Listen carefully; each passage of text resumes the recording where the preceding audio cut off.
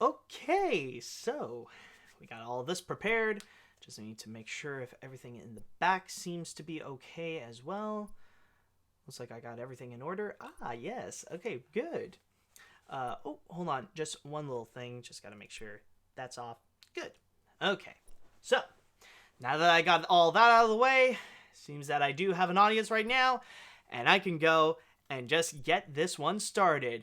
Welcome once again, ladies and gentlemen, to another exciting round of AniMat's Crazy Cartoon Cast.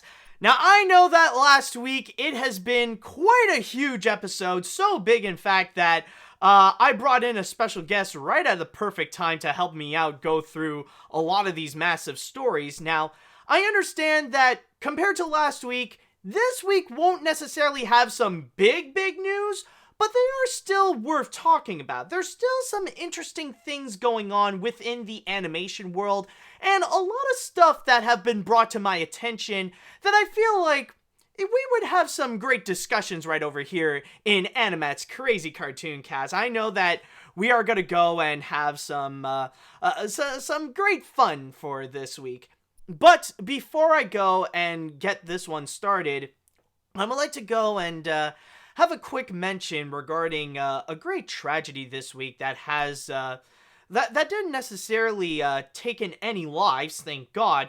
But it was something that was just a horrible sight to see, and really did break the hearts of millions of people, including myself, whom once I have visited, and it really was a beautiful place. And I'm talking, of course, about the tragic fire that happened at Notre Dame. Now, thankfully, like I just said, there have been no casualties, and this isn't necessarily something that has been done on purpose. Like, this isn't some far-right white nationalist terroristic act or anything like that.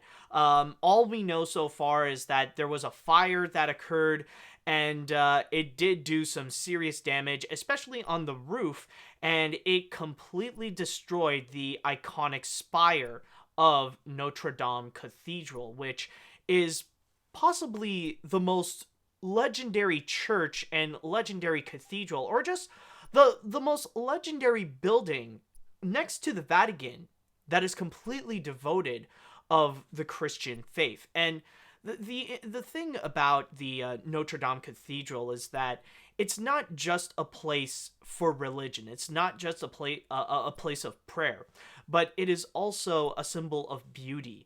It is an icon also of architecture, of the history of France, and also it's a building dedicated to art itself. There are a lot of artifacts that are in there that are just purely legendary, built across the ages. And on top of that, this is a building that has survived like literally hundreds of years. It is actually close to 1,000 years old, and even the material that was built in order to make that is probably over 1,000 years old, considering that it did take 200 in order to go and build the place itself. But overall, I would say, though, that there have been some good news that did come out of it, though. There have been some things that, are great to hear as well, that even though it did take a big chunk of the cathedral itself, and the especially with the roof, but all the things that are inside, or most of the things, they have been saved. A lot of the artifacts, a lot of the artwork, a lot of that have been saved, and they have been preserved. And on top of that, there is already literally hundreds of millions of dollars that have been donated, not just by French billionaires, but to plenty of individuals, and even companies as well decided to chip in. Like, I heard that Disney donated $5 million, which, yeah, technically it would be pennies compared to what the French billionaires would go and throw in. Like, some had thrown like 300 million,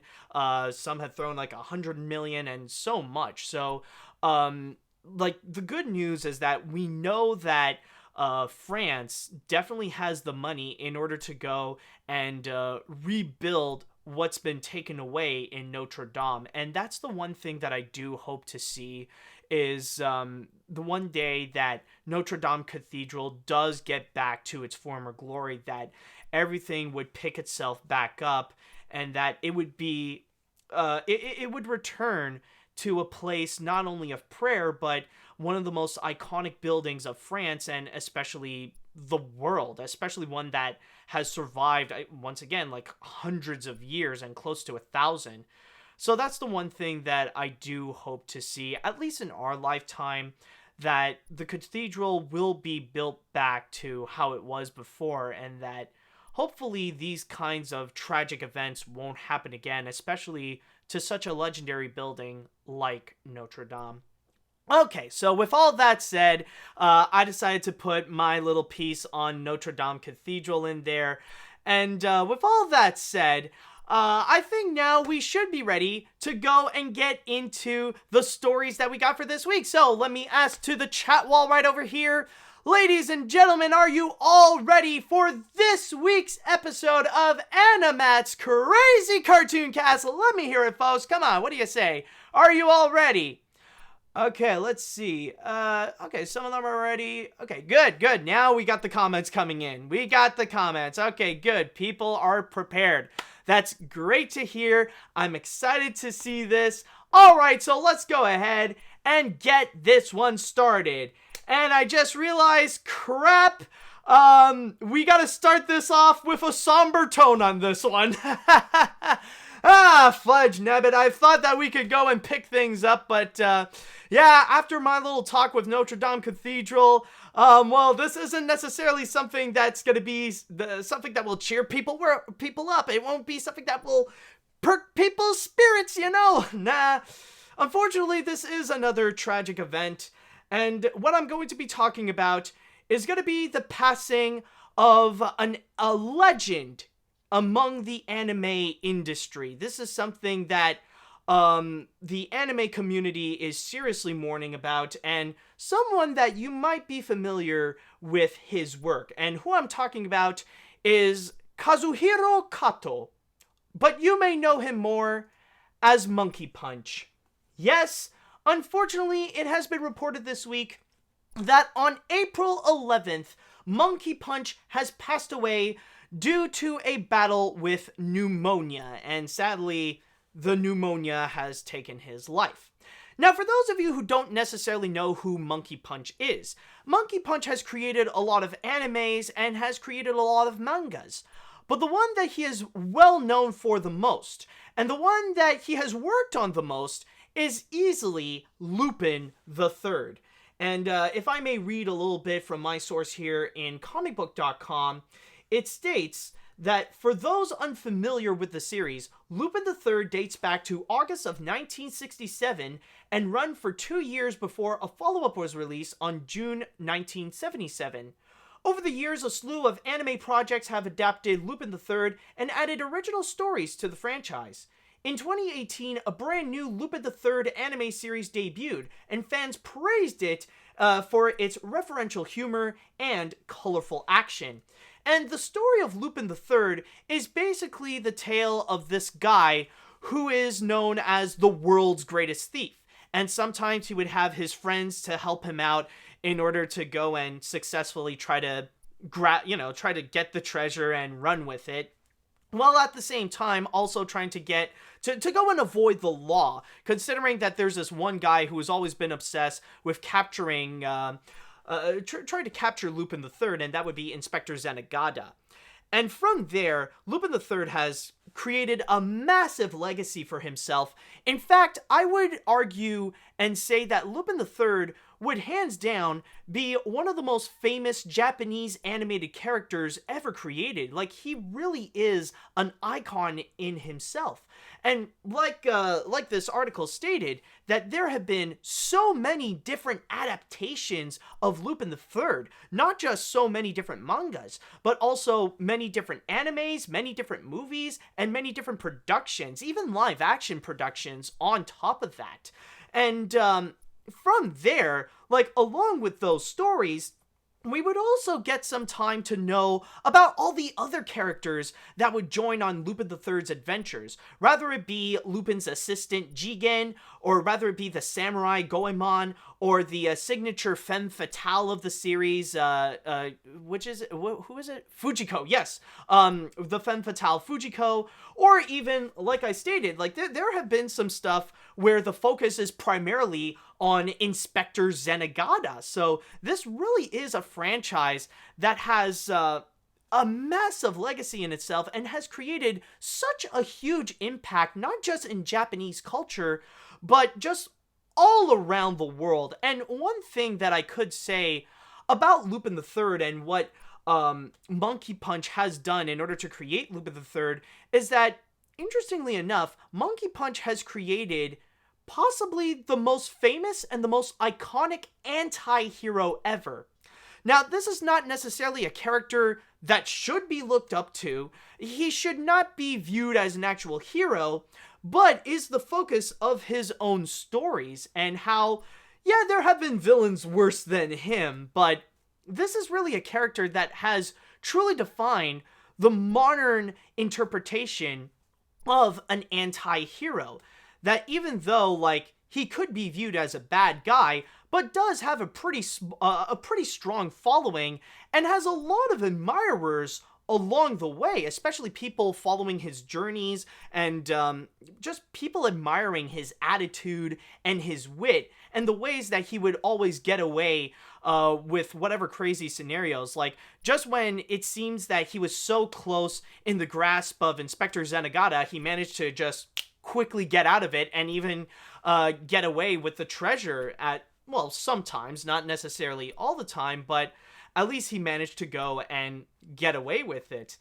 But the one thing that I will say about Lupin the Third is that even though, like, he is an anti-hero, and there are some aspects of him that have been highly admired by millions of people, it is true that there are some things that he would do that can be a bit outdated.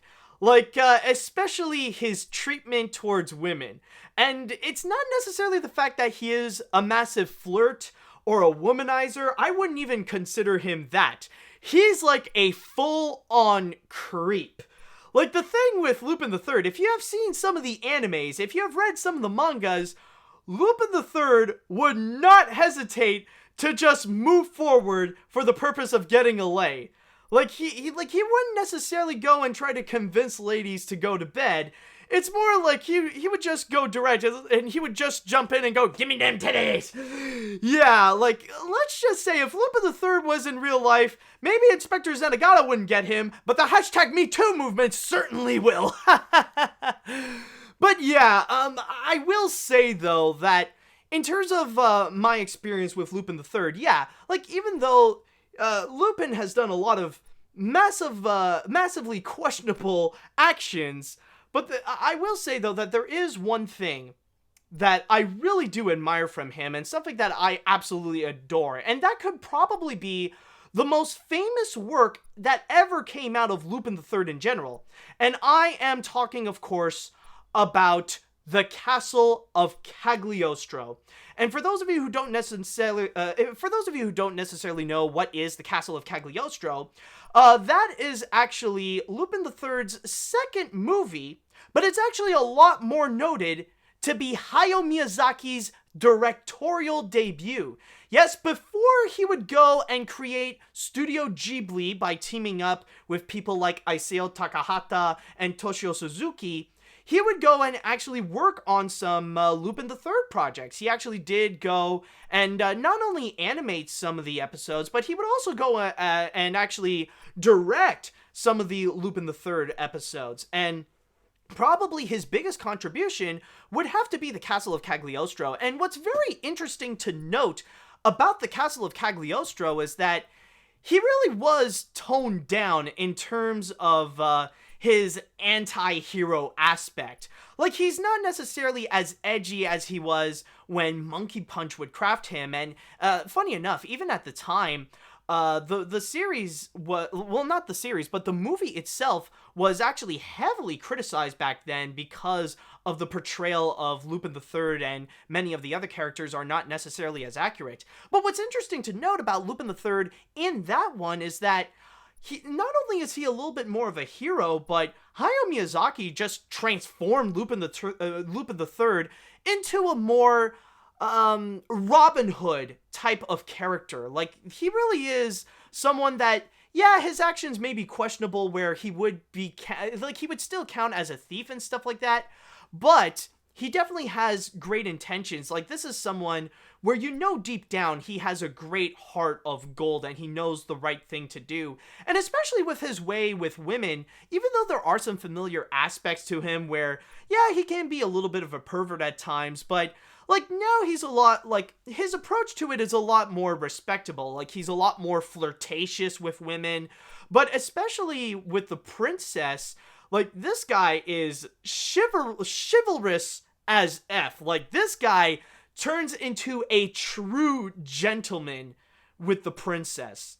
So that's why when you do see it, he really does become this Robin Hood type of character. And honestly, like, I'm just looking up at my Disney Blu-ray collection, and yeah, there would be some similarities with him and Robin Hood, especially with the ways that, like, he would go and take action. The action scenes are also, like, some of the most memorable elements from the Castle of Cagliostro, especially, like, with all the chase scenes. But probably the most iconic of them all is when Lupin would try to go and meet the princess, and climbing up the climbing up the towers, and climbing up and running around on the roof. Like, that is definitely one of the most iconic scenes in there that have been parodied a few times and even referenced in several other movies. One that I can think of that they have done so is actually on The Simpsons. And from there, the Castle of Cagliostro would actually go on and really inspire a lot of filmmakers, not just Japanese filmmakers, but even American filmmakers. Lupin the Third, interestingly enough, has been stated, or has been often rumored, that he was a bit of the inspiration of Indiana Jones.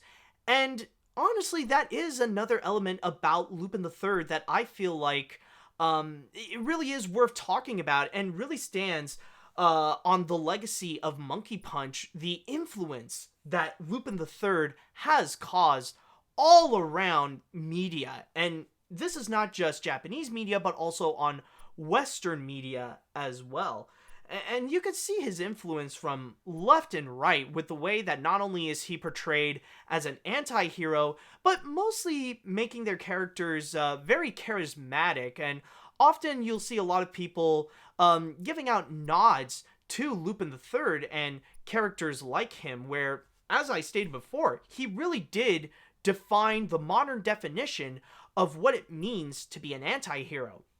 And I would say the perfect modern example, considering that this character was really fresh in the news this week, is actually related to the Joker in Persona 5, and just Persona 5 in general. That's actually a great example how that game was actually highly influenced by Lupin the Third. In fact, when the developers were making Persona 5, they actually looked into Lupin the Third to know how can they make a bunch of characters who are thieves and make them likable. What is it about audiences that they love about Lupin the Third, and they can put it into their game?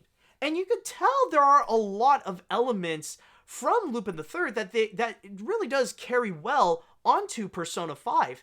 And case in point, like, even with now that Joker is available as a downloadable character in Super Smash Bros. Ultimate, like, one of the biggest ways you could tell that, yeah, like, especially with the Joker character, that he is influenced by Lupin the Third is actually his persona.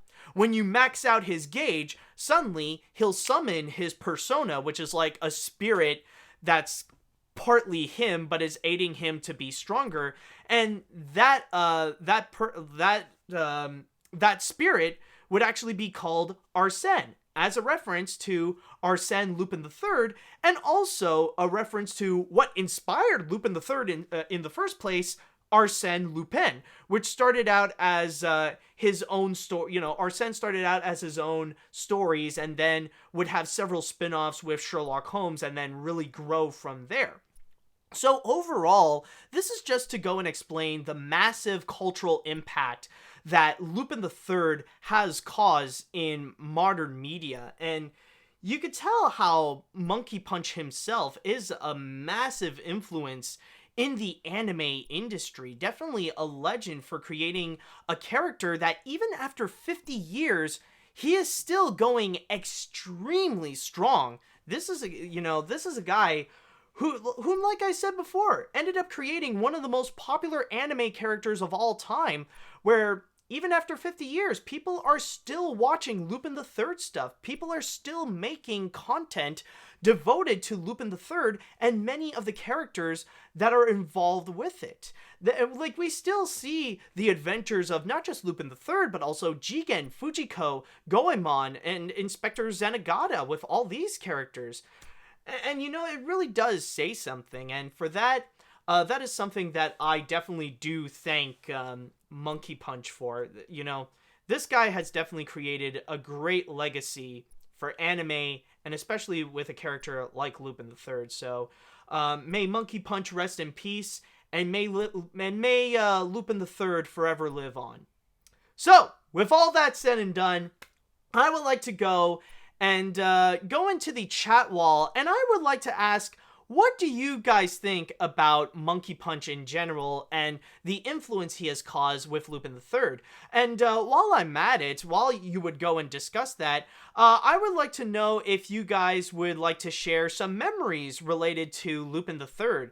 Are there stuff that you guys would like to share regarding, what's your favorite memory regarding Lupin the Third? Do you have any favorite animes of Lupin? Do you have any favorite movies? I would like to know if you guys would like to share some of that. Holy crap. I see a whole bunch of people actually in the chat wall. They're just pressing F. It's all just F for respect. Press F for respect. Holy crap. Okay, anyways. I only seen the Castle of Cagliostro with Lupin the Third character, and it's got to be one of the very best anime films out there, next to Akira, Ghost in the Shell, Spirited Away, and my personal favorite being Pom Poko. Absolutely, a lot of people definitely look highly onto the Castle of Cagliostro. It's very rare that a directorial debut feature would have such a massive impact and would go on to become one of the greatest animated films or one of the greatest films out there. And the Castle of Cagliostro, yeah, it has been highly upon. There is a great reason as to why the Castle of Cagliostro is considered one of the best Japanese animated features out there. Not just with the connection of Hayao Miyazaki, but because of the legacy of Lupin the Third and how this whole movie kind of redefined the character in general. Oh, okay, we do have a few more, so that's nice. Let's see. May Monkey Punch rest in peace. I still gotta see the Castle of Cagliostro, but here's a legacy to Lupin the Third and future anti-heroes. Okay, that's nice. Let's see. Remember when you mentioned how Monkey Punch hated the 1979 film and wanted Lupin to do you-know-what to the leading lady? Yeah, and like I said before, I mean, it does connect to what I've said previously, that on its initial release, it was actually hated by Lupin the Third fans, and even Monkey Punch wasn't necessarily all that fond of the movie because of the massive changes and how they did tone down Lupin the Third. I mean, yeah, he would have done so much more to the girl when he was in, when he's in that castle. He's alone in a room with a girl, so of course, he would be using the hands for all the wrong intentions, So yeah, not necessarily the best. Okay, do we have any others? Let me see. Even though I never heard of Lupin the Third and Monkey Punch because I'm not an anime fan, I'm sure Monkey Punch has left a great legacy. Rest in peace. Okay. That's definitely nice. So, I think with all that said, we have shared our respects for Monkey Punch. So, hopefully, may Lupin the Third forever live on and keep stealing treasures for the world to see. So, I think... Oh, wait a minute. Hold on a sec.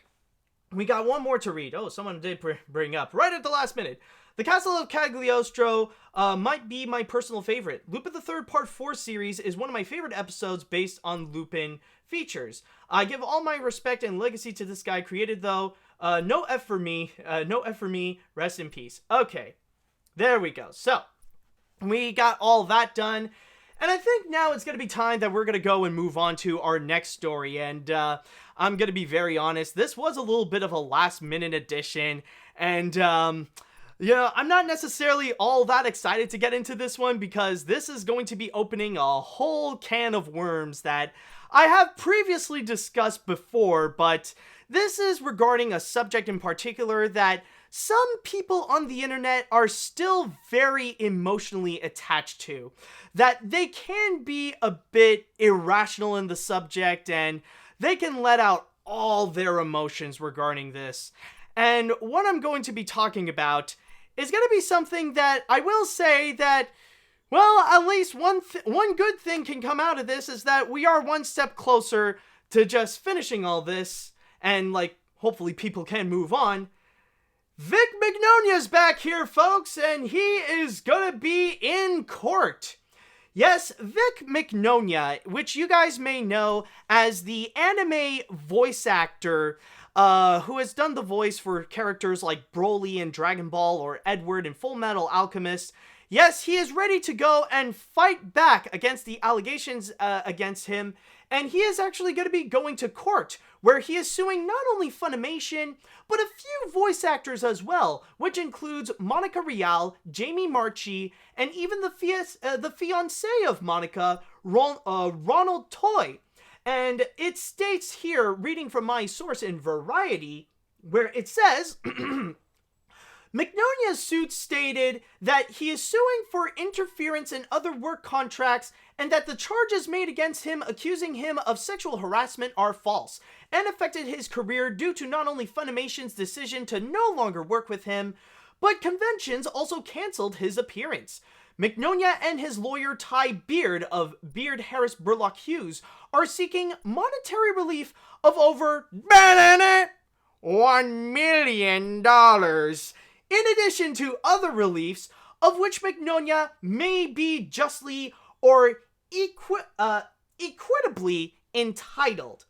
Now, I'm just gonna go and just make a quick summary regarding Vic Mignogna, regarding what actually happened with the guy. Because the thing is that it happened a few months ago. It was sometime in January, right at the start of 2019. In fact, it was right around the same time as the new Dragon Ball movie got released, where a whole bunch of allegations and accusations of sexual harassment came up related to Vic Mignogna, where it's not only these voice actresses, but also many different con-goers and many different people came up with their stories, and like we're talking about dozens of people.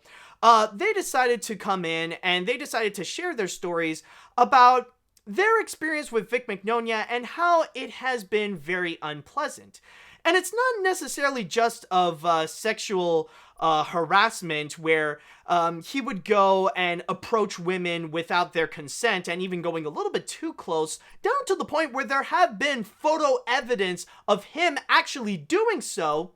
But also the fact that there have been a lot of homophobia cases where he refused to go and sign autographs of pictures of different characters or different guy characters just kissing each other, but he would sign others as well. It's just, if you have any gay things that he wants to sign, he would just flat out refuse to do so. And from there, he pretty much lost his career at that point. That's when everything pretty much crumbled down for Vic Mignogna. And from there, not only did the accusations like hit him hard, but it also really screwed over his career. Not only were there a bunch of conventions that actually canceled his appearance, but on top of that, you got companies like Rooster Teeth and Funimation that did their own independent investigation to see what was going on, and they decided, yeah, according to the stuff that we've seen, he's gotta go. And that's why they had to let him go. That's why they had to pretty much fire him. and make sure he doesn't work into these companies ever again. And from there, yeah, it did leave a nasty stain. So with this lawsuit, he's hoping that he can regain some of his reputation back to say that all these accusations are just not true. And that is why you see on the internet where there has been what some people could say a bit of a culture war, where there have been people who do support the victims, and there has been a hashtag that has been created called hashtag #KickVic, in which it's pretty much used very similarly as the hashtag #MeToo movement, where victims would go and use this hashtag in order to be encouraged to stand up and to actually tell their story about the ways that they have been wronged by Vic Mignogna.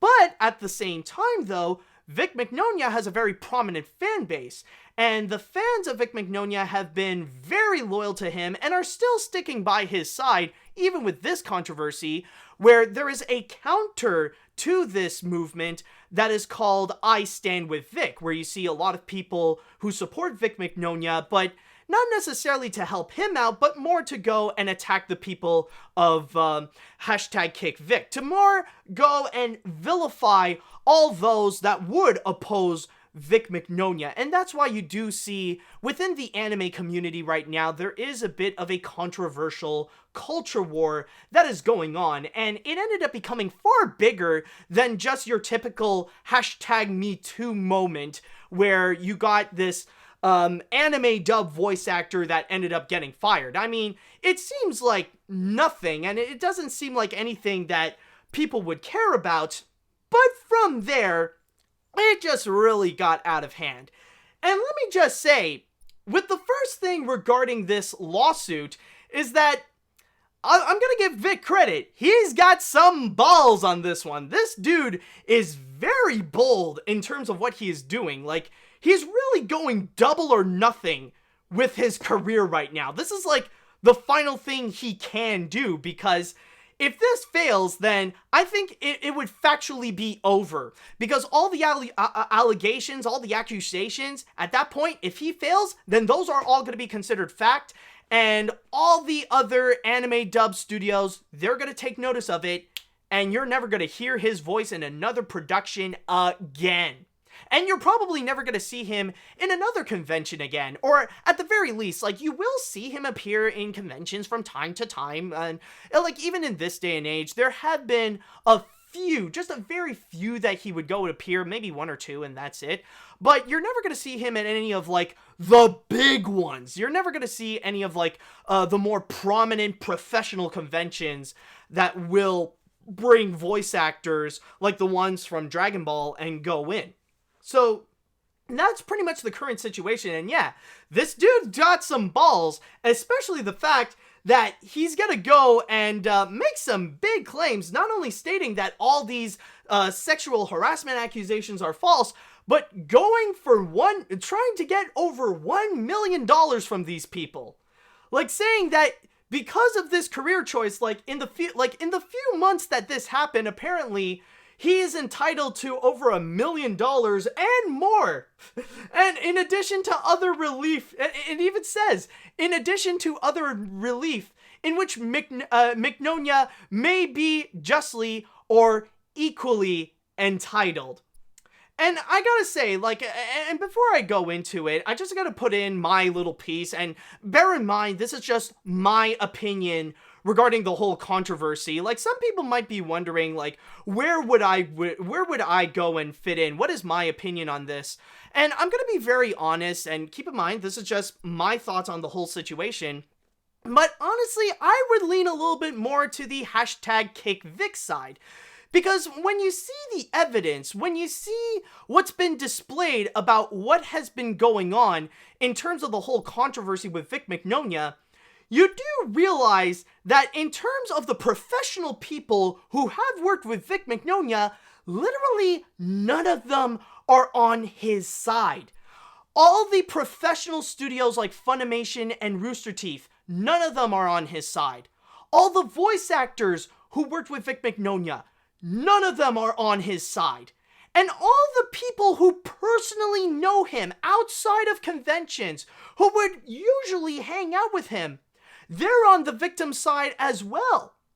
And literally, all the people who would support Vic Mignogna are just fans. Fans whom, at the most, have only met him a few times at conventions, and literally that's it. Maybe a few short interactions online, but never had the true experience of actually living and hanging out with Vic Mignogna to really know him as an individual. And yeah, sure, some people could say that there have been some evidence that would show otherwise, that would contradict the whole hashtag kick Vic. But the thing is that those evidence, more often than not, they have been false. They have actually been debunked several times, and even if those, and even for some of them that would technically be true, they're not really that strong compared to the evidence that has been shown against Vic Mignogna. I mean, there have been actual pictures that shows him in the act that he would actually do these things. There have been several stories, like we're talking about dozens of people, dozens of congoers, dozens of underage congoers that have actually told their stories, on top of several voice actresses as well, stating that he has done these actions. For me, I feel like there's a lot more strong evidence that shows that he has done it more so than he has not. And from there, I really do feel like, yeah, honestly, he got what he deserved. What he's experiencing right now is karma. So, and again, I just want to say, though, that for now, that is just my piece. And yes, I would side with the hashtag KickVic people. I support people like Monica Rial and Jamie Marchi and many other victims. I definitely do go and believe them. And believe me when I say that I have received a bit of backlash at the same time. There have been some people who were really upset that I'm not necessarily on their side on the whole situation. And whenever people want to discuss about the hashtag KickVic movement or about the whole Vic Mignogna controversy, like they want to try to convince me to move towards the I Stand With Vic movement. And there have been a lot of people who try to tell me, like, man, you need to check out these YouTubers. You need to check them out. Are you freaking kidding me? I'm going to say I am never gonna go and watch a single idiotic, simple-minded video created by any of those I Stand With Vic incels. I'm never gonna go and do that. Are you freaking crazy? Because the truth is, those people know as much as we do. They don't know jack all about the entire situation, and yet they think highly of themselves. I mean, like, the reason why people listen to those people, it's not because they have the evidence or the facts. They're just freaking validators. So there's no point. Those YouTubers are freaking meaningless. They're just expressing their opinions, and that's all. And sometimes even obsessing about it, down to the point where they're encouraging harassments and death threats to those who are on the hashtag KickVic side. In fact, I can even tell you something, just recently, where many of those I Stand With Vic people, where they really have gone to the point where they really are obsessed about this whole situation. And believe it or not, it's actually regarding last week's episode of AniMat's Crazy Cartoon Cast. Some people, like, keep in mind, like, the I Stand With Vic people compared to Kick Vic, like, they really are just a really vocal minority. But the thing is that some people were actually legitimately extremely upset of the fact that I brought in Mars Girl as a special guest to AniMat's Crazy Cartoon Cast. Now, you gotta keep in mind, we did not discuss about Vic Mignogna at all.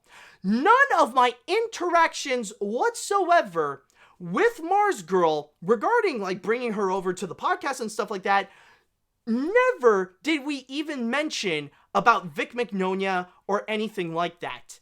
And yet, when the video got posted on YouTube, I did get a handful of people that, even though the subject is unrelated whatsoever, they got offended and extremely upset that I brought Mars Girl over.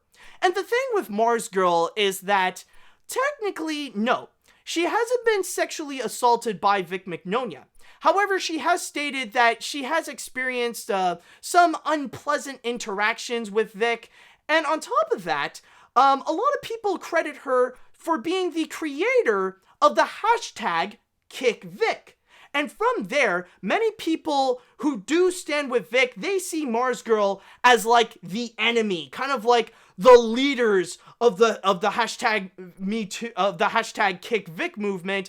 And some people would even go and make wild accusations. Like, I've seen people claim that she's a terrible person, she's an outright feminist, and that she would ruin voice actors' lives. Like, that's her goal in life, to go and ruin voice actors' lives. Okay, honestly, Hotel Transylvania is a lot more realistic than that. Like, Hotel Transylvania is less cartoony than the reactions of the I Stand With Vic people at that point. And even just bringing Mars Girl onto AniMat's Crazy Cartoon Cast, I got people accusing me of saying like, oh, AniMat is now a feminist. AniMat is a downright SJW. Holy crap. And you know the irony, the funny thing with the whole dynamic of like hashtag #KickVic and hashtag I Stand With Vic, I do understand how there are some bad eggs on both sides. And yeah, I can understand that some people in the hashtag #KickVic side, like, there are some bad eggs and they can be very irrational and can behave badly to the point that their actions can be looked down upon. But let me tell you, it is nothing compared to the I Stand With Vic people. Like, in terms of the ratio of the harassments that have been given out, I Stand With Vic are a lot more prominent than that. It's not both sides that are bad. It's mostly the I Stand With Vic people, where they would send out daily harassment and even daily death threats to people like Monica Rial and Mars Girl, just on a regular basis. And even, like, still going on to this day, like, people are still extremely upset and want to vow revenge for what they have done to Vic Mignogna. And their behavior on it, like, you see tons of evidence on Twitter, on YouTube, and all that stuff. And people still being obsessed, making videos spreading conspiracy theories about these people that often, time and time again, they have been proven false. But from there, you could tell that they're a lot more irrational and a lot more emotionally unstable when it comes to this subject, where they have a permanent grudge against these people. I mean, you could tell when they do have a very unhealthy grudge, when just the existence of Mars Girl in my podcast was enough for people to get, well, in lack of a better term, to react, to get triggered by it. To react just like a snowflake, just by a presence of a person, even though we've never discussed about the whole subject either way. And you know, that's honestly the biggest irony about this subject overall. That's kind of the big irony, is the fact that I really do believe that I Stand With Vic is causing more damage to the reputation and the image of Vic Mignogna, more so than #KickVic. Because with the amount of harassment and death threats that have been presented on a daily basis to these people, like, you'll see these conventions and these studios, they won't work with Vic Mignogna, not necessarily because anymore of all these sexual harassments. It's not because of the controversy or the allegations, but because of how Vic Mignogna is now connected to such a highly toxic fan base. A fan base that just are very, this kind of fan base that just cannot behave properly and are just filled with grudge, anger, and hatred. And also, like, even just flat out violence and misogyny. Now, this does not reflect on all the people who stand with Vic. And I do understand that there are some good people who view that Vic Mignogna is innocent. But there are a lot of them that they would not only send out death threats and want to cause harm to people like Monica Rial and Jamie Marchi, but they just hate all women. That they hate the hashtag #MeToo movement, that a lot of people who do stand with Vic, they want to use this controversy in order to take down the hashtag #MeToo movement, in order to know, like, they want to silence all these sexual assault victims in order for them to go and actually do these sexual harassments and get away with it with no consequences. Like, they want to go and grope whoever they like. They want to go and catcall. They want to objectify people. You know, they want to go and do all these things so that they can put themselves in a superior position than the people that they've sexually harassed or that they did any form of sexual misconduct. So that's honestly the whole situation that I view, is that, yeah, both sides, they can have their bad moments, but it's the people who stand with Vic that are a lot more problematic based on both sides that I have honestly seen. And anyways, going back into the whole discussion about the lawsuit itself. Now, one comment that I would like to make regarding this subject matter, what's actually very interesting, is actually the fact that you can already tell, like, you don't necessarily have to read, like, the thing is, with Variety, they actually did put out the whole lawsuit. It's 27 pages long, like, you could read the whole court document, but also at the same time, like, you could just look into the basis of what he's trying. Oh, excuse me, I don't know where that gas came from, but you can read just the basics of what he's trying to do with this court case, and honestly, I feel like you can already tell that there are some questionable things right over here. Like, number one, the things that he is asking, like the monetary relief of a freaking $1 million. Not only that, the monetary relief of over $1 million, in addition to other reliefs in which Mignogna may be justly or equally entitled. Now, no matter how this court case is gonna go, no matter how it's going to happen, no matter, like, if he's either gonna win this or if he's gonna lose this, there's no freaking way in hell that he's gonna get $1 million over this entire situation. That is a little too exaggerated right there. That just became a little bit over the top, and it does take away a lot of credibility. But on top of that, another thing that I would have to question is regarding the people specifically that he is suing. Because one thing that the one thing that is interesting to note is that he seems to be very selective in who he wants to go and sue.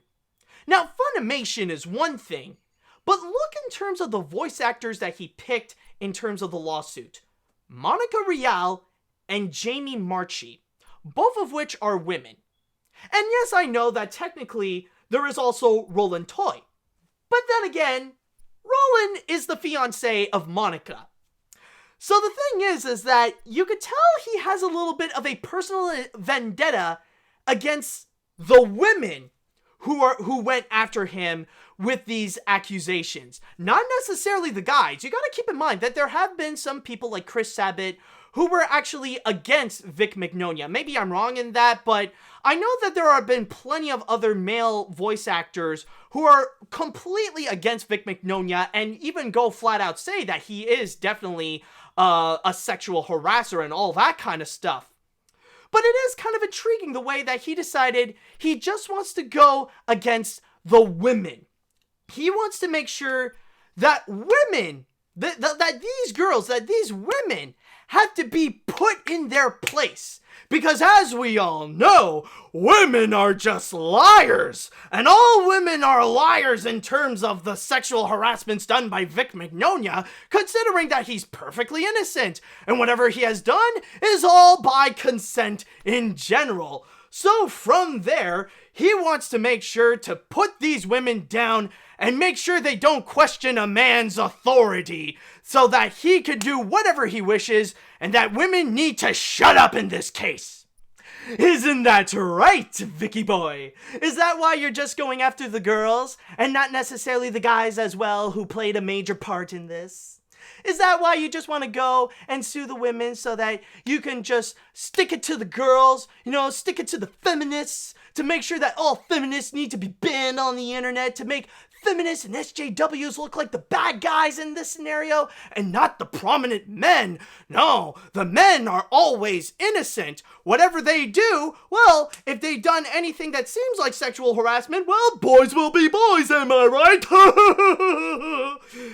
Yeah, but this is all to say that there have been a lot of these elements that I do feel like they are very questionable. Like, honestly, you could tell that there's a lot of these layers that it just doesn't necessarily make sense, and that, honestly, it might screw him over.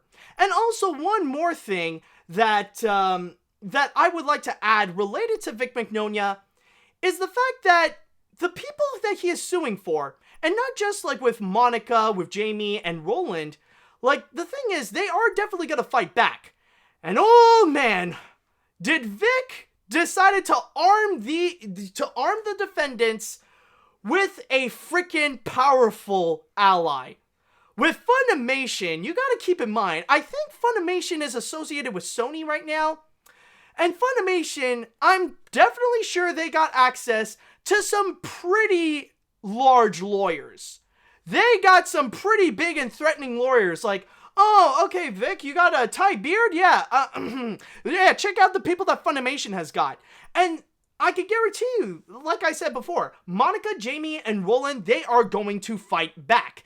And this is the part when I stated before that I stand with Vic is going to screw over Vic Mignogna more so than kick Vic. Yeah, that's really going to play in effect. Because you never know, because the thing is that he's going to be using the tweets done by Monica Rial and Jamie Marchi as evidence that they would, as evidence of defamation and stuff like that. Well, if the tweets are really going to come and play onto this scenario, then it's not going to stop them from collecting all the death threats and all the harassments that they got from his fans and use it as evidence against Vic Mignogna. That could be a strong case that I can imagine in this whole scenario. That could be the case. I don't know. I could be wrong, but I know that they are going to fight back.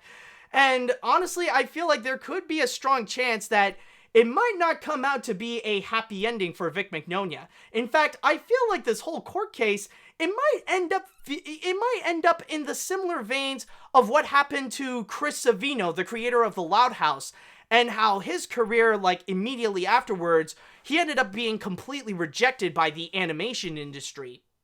So from there, I would pretty much just say that, again, I could be wrong about the whole scenario. I will, I'm not going to say that, I'm 100% right and everyone else is wrong. I understand that. But, maybe I'm wrong and maybe he could win in this case. Maybe he could be right about the whole thing.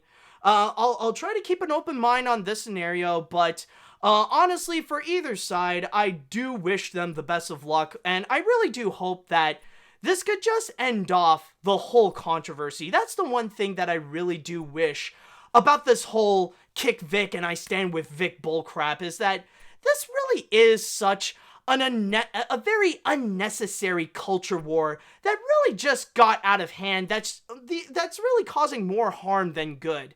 And really, if you are still this upset that Vic Mignogna has been pretty much destroyed because of this whole controversy, and you still want to go and attack others who don't agree with your opinion, get a freaking life. I mean, honestly, being upset about Vic Mignogna being in the middle of this controversy, this is like pathetic, privileged first world problems.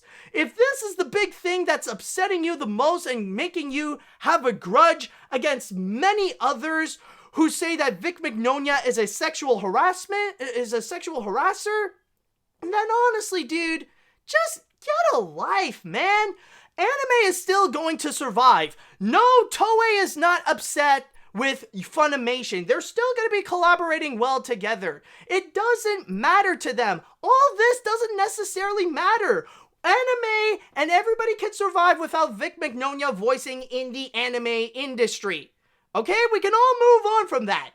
This is nothing more but privileged first world problems. There are bigger issues out there in the world. I'm just saying, if you are a lot more upset to this day that Vic Mignogna is being accused as a sexual harasser more so than what happened to freaking Notre Dame, then it really says a lot more about you than more so than anyone else. So I just want to lay it out there. That's what I'm hoping for with this court case, is that hopefully this will end off this stupid, pointless controversy. Okay. With that said, though, now that I got that out of the way, let's go into the chat wall, and I would like to ask you guys, what do you think about the whole scenario? Do you think Vic Mignogna is going to win in this court case? Do you think Vic Mignogna is going to lose? I would like to know your piece on this. And I wouldn't necessarily be surprised if there are people out there who are going to be totally biased in this situation. Like, either they 100% believe that Vic Mignogna is going to lose, or they think that 100% that Vic Mignogna is going to win. Honestly, I'm not 100% sure. Well, we'll have to wait and see on this. Okay. Let's see now. Where do we got here?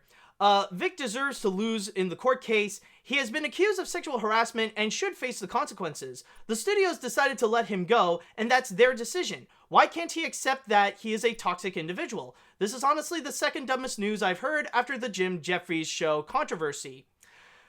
Well, what can I say, dude? I mean, the thing is, some people don't want to face the consequences. Some people are like so entitled and think so highly of themselves that they don't want bad things to happen no matter what they do. Like, they want to they can distribute bad things to others, but they don't want bad things to happen to themselves. And that's why, like, he just wants payback to, like, karma, I guess. That could be the situation. Let's see. The culture war is a complete waste of time. It's stupid and pointless to be involved. Thank God I was never involved with this mess. I'll just stick with my new Nintendo Switch, enjoying and playing Smash Bros. And Dragon's Lair. I love my Switch so much, my man. Dude, I know the feel, man. I know the feel. In fact, this week I was just playing a bit with Joker, trying to see some of his movesets, and, honestly, it's kind of interesting. I am starting to get the hang of it. And honestly, I was chatting with my friends about Joker, and the funny thing is that, one of my friends keep telling me that they're just having a blast abusing his down smash, the guard. He would often use that all the time. So honestly, I can't wait to hang out with them again so that we could just have, just a bit of a Joker marathon to see all our playsets and stuff like that. But I definitely do understand, yeah. Honestly, I don't want to involve myself too much on either the Kick Vic or I Stand With Vic controversy, mainly because I have a life. I got videos to make, and I got things to do. So that's all I can put. Let's see. Vic's attempt is stupid. He is going to lose because Funimation has more lawyers, thanks to the acquisition by Sony, and they will take him down and win no matter what. Vic will damage his own self more. Yeah, yeah, that's the thing. Honestly, if that is, the funny thing is that could be one of the situations where I could probably be rooting for Sony if they do add a lending hand to Funimation when it comes to the legal case. It's like, since it is, like, Funimation is owned by Sony, so they're like, yeah, here you go, here, take these. They're good, they'll be good with you, so, yeah. How about we bring these real photos to these so-called I Stand With Vic? The thing is that I Stand With Vic people, they just want to believe what they want to believe. You give them all the photos, you show them, you literally show them, either videos or photos of the things he has actually done, and they'll say that it's either stage or that it's photoshopped. Like, they're at the point that they don't necessarily want, they're not necessarily open-minded people. You gotta keep in mind. If they stand with Vic, they are purely closed-minded and only want to hear what they want to hear. So that's not necessarily ideal to go and bring photos and show them, look at what he did, because they don't care. That's the thing. Okay, so I think with all that said, though, yeah, it seems pretty unanimous in the chat wall that it doesn't look like a bright future for Vic Mignogna, and he kind of sealed his fate with this move. So, yeah, either way, I do hope for the best of luck, and I do hope for this controversy to end soon. And now it is time that we are going to go and move on to our next story. And speaking of which, we are going to be dealing with more frickin' bullcrap. Because, oh my god, I am starting to get sick and tired of so many people on social media sharing me this article and acting so over the top about it that they're being so reactionary to the point that, okay, you know what, I'm going to come forward and I'm going to talk about this thing and I'm going to say it's frickin' bullcrap. Because the moral of this story is, folks, don't trust everything that you read on the internet. And what I'm talking about here is going to be an article that says Song of the South and Jim Crow scene in Dumbo will not be on Disney. Yes, you might have seen this on social media passed around from time to time. This article from the website called boardwalktimes.net has stated, and I'm going to read it from the site here, Song of the South will not be featured in Disney's new streaming service, Disney Plus, according to a source close to the situation. The Jim Crow scene in 1941's Dumbo will also be... Ooh, excuse me. Woo, boy. Man, that's a tasty hot dog right there. Anyways, going back to what I was talking about. The Jim Crow scene in 1941's Dumbo will also be edited out for the digital library that launched in November 12th. And from there, the article would just put out a few paragraphs describing very briefly about the controversies related to Song of the South and Dumbo. And from there, a lot of people seem to be really buying it. A lot of people seem to be really believing that Disney Plus is going to be taking out these scenarios. And the most that this article stated that they got their information from is saying that it's according to a source close to the situation and nothing more. It even, like, I'll give it that at the end, it even stated that the Walt Disney Company has declined to comment at this time. But honestly, I look at this and I have massive doubt. Mainly because there have been no other websites discussing about this whole situation. And on top of that, has anyone ever heard of this website before? Has anyone ever gone to Boardwalk Times and read Disney news coming from this place? I just want to know, has there been anyone here who has ever heard of Boardwalk Times or has ever known this? Has there been anyone? And I see even in the chat, well, okay, so there might be a few, okay, there might be a significant few, but honestly, yeah, the grand majority, it's pretty much people saying no. And the thing is that I call bullcrap on this article. I really do. Well, at least on one part of it.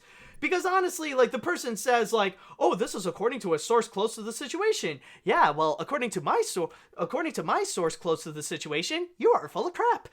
But anyways, for real, the one thing that I will say that I think it's a total lie, that it is bullcrap, and there's no way that Disney could do this, is get rid of the Jim Crow scene in Dumbo. And let me explain why. Now, I understand that the Crow scene in Dumbo, it is pretty controversial. And even when you do watch it right now, I think we can all agree that, yeah, it is pretty dated. I think that's the nicest way to put it. The depiction of the crows, yeah, they can be pretty questionable, and they can be pretty uncomfortable.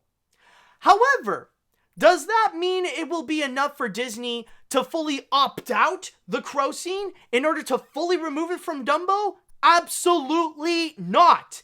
And the reason why I say this is because I have actually seen Dumbo not too long ago. I actually went to see, hold on a sec. I actually got the movie right over here. I got my Blu-ray. Like, I actually watched this just before checking out the live-action remake of Dumbo in order to prepare myself, in order to gather the knowledge to know, like, what to expect coming from this. And the thing is, I have pretty much concluded that when it comes to the Crow scene from Dumbo, if you want to take out the Crow scene, then you gotta take out the whole Dumbo movie in general. And it has been confirmed that Dumbo is going to be in Disney Plus, so it is impossible that Disney can take out the Crow scene. Because here's the thing. when you look into it in terms of the story of Dumbo, in terms of the context that it delivers, the biggest thing with the crow scene is that it actually contains 3 essential plot points that would lead to the climax of the feature. Number 1, it is the scene in which we learn that there is a possibility that Dumbo could fly. Beforehand, it was never mentioned before. All we knew about Dumbo was the fact that he had big ears. But in the crow scene, we learned that there could be a possibility, considering that Dumbo and Timothy are suddenly up in a tree. Why the fridge are they up in a tree after seeing the pink elephants? And the reason number 2 is mainly because Dumbo got this, the magic feather. The magic feather is a really important item in Dumbo, where the feather makes Dumbo believe that he does have the ability to fly. And when he has that feather in the climax at the end in the circus, and then suddenly loses it and he has a bit of self-doubt, it gives Dumbo the mentality that maybe he can fly. And third, and most importantly, the crow scene is where we see the first time actual proof that Dumbo could fly. That he has indeed the ability, the power of flight, that he can do so. And a big reason is because of the motivation of not just Timothy Mouse, but also because of the crows as well. These are very important scenes in the movie that there is no way that you can edit out or take away without removing ton of the context. Especially when the crows also went and appeared right at the end. And especially kind of like the last song of the movie would technically be a reprise of When I see an elephant fly. You know, stuff like that. That's the thing. You cannot just go and get rid of that. In fact, that would be a great question. How can you get rid of the crow scene from Dumbo and still keep everything to be consistent? I mean, we're talking about literally an hour-long movie. It's very tightly made together where each scene is connected to one another with a good reason. Maybe with a few exceptions, though, like the freaking pink elephants. Yeah, that scene can be a bit random. But the point is, you can't because the thing is, Disney cannot get rid of the crow scene because it's impossible to get rid of the crow scene. And on top of that, one thing that I would also like to add regarding this scenario is the fact that even to this day, Disney is still comfortable showing the crow scene. Like I said, in the Blu-ray that I have here, it does show the crow scene. And I think not too long ago, for the 75th anniversary, they did release another Blu-ray of Dumbo, and even on that one, it does show the crow scene as well. And that was not too long ago. I think, considering it's the 75th anniversary, according to my math, that would be 2016 that they released it. So from there, Disney, they're not planning to get rid of it anytime soon. And if they're still comfortable to show the crow scene whenever they would show Dumbo, then there's no way that they would be able to get rid of it for Disney+. It's just absolutely random. It makes no sense whatsoever. So honestly, that is why I believe that this article here, yeah, this is definitely fake. It's really spreading false information regarding the aspect of, oh, we gotta get rid of the crow scene because it's racist. No, they can't really do that. But then let's go ahead and discuss about the other aspect. It's not just the crow scene that they want to get rid of, but also they're talking about Song of the South not being in Disney+. Okay, now let me tell you the purpose of Song of the South in this article right over here. The purpose of Song of the South is to give it some validity. Is to make it seem like what it's saying is real. To try to make it seem like, oh, well, if they're going to do that, then maybe it's possible they'll also get rid of the crow scene in Dumbo. Because I can tell you this right now, guys. You don't have to write an article in order to tell me that Disney is not adding Song of the South to Disney+. Because the truth is, writing an article of how Song of the South is not going to be on Disney Plus is the equivalent of writing a news article that the Earth is round. It's an obvious fact that literally everyone knows, except for a few nutjob what the fridge is the word? Contradictors, yeah. Except for a few nutjob contradictors in which they want to believe otherwise. That they want to go and jump to conclusions and believe on their own little fantasy. And that's the similar case here with Song of the South. There are a very significant minority out there that read older articles of how Disney Plus is going to eventually add all their classics onto the streaming service. So they're going to jump into conclusions thinking, oh, well, maybe that's going to mean that they're going to add Song of the South. And now this article being released, and now they seem to be really upset that, oh man, this sucks that they're not going to add Song of the South. I mean, really, dude? I mean, let me just go ahead and ask you, is Song of the South really that much of a deal breaker when it comes to Disney Plus? With literally the thousands of content of movies and TV shows that they're going to deliver, is it really the case that if they don't have Song of the South, then I ain't buying? I mean, for real? Are you really going to do that with frickin' Song of the South?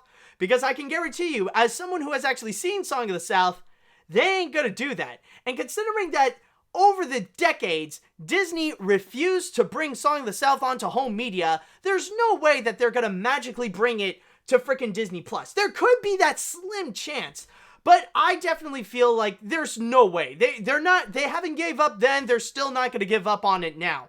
They're still going to go and tell audiences that the characters like Brer Rabbit, Brer Fox, and Brer Bear, they're original Disney Parks characters.